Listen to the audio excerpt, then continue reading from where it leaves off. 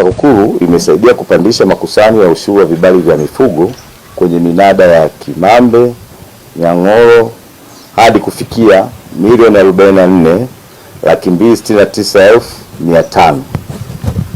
Kwa mfano, katika kipindi cha mwezi Juni hadi Julai 2025, makusanyo ya mapato katika minada hiyo yalikuwa ya wastani wa shilingi milioni 3,580,500 kwa mwezi kwa minada yote miwili.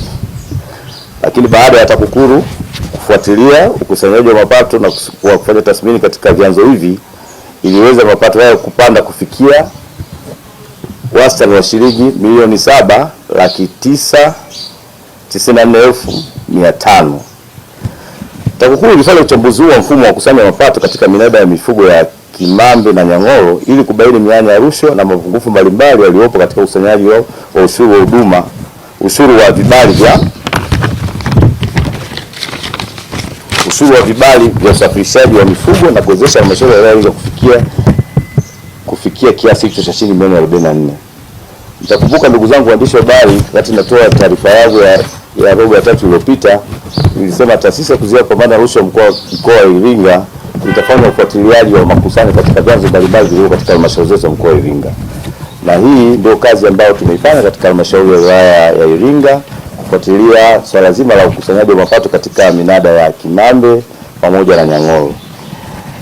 Kupanda kwa mapato haya kumetokana na uchambuzi wa mfumo wa taratibu za ulipaji wa ushuru, usimamizi na ukusanyaji wa mapato uliofanywa na TAKUKURU na kubaini mianya ya rushwa ifuatayo. Sasa katika ufuatiliaji huo kuna vitu ambavyo tulivibaini. La kwanza ilikuwa udanganyifu, ukwepaji na utoshaji wa mifugo kutokana na eneo la mnada kutokuwa na uzio.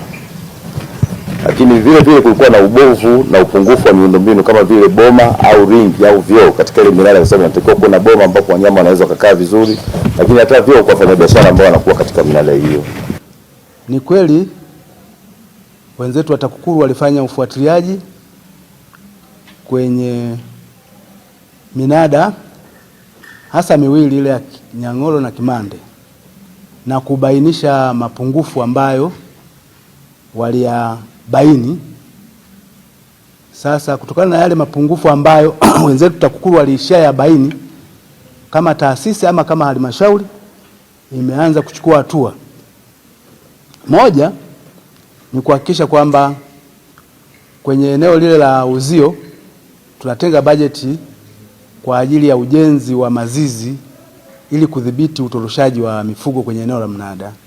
Lakini la pili ni kujaribu kuwaondoa wale ambao awali walikuwa nakusanya na kuweka timu mpya na kuiongezea ufanisi.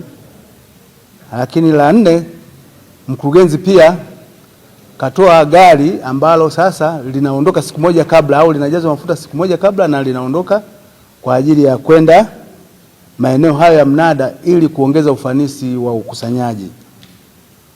Tunawashukuru wenzetu wa TAKUKURU, walitusaidia kwenye eneo hili la kubainisha mapungufu ambayo yalikuwa yanajitokeza kwenye eneo la minada.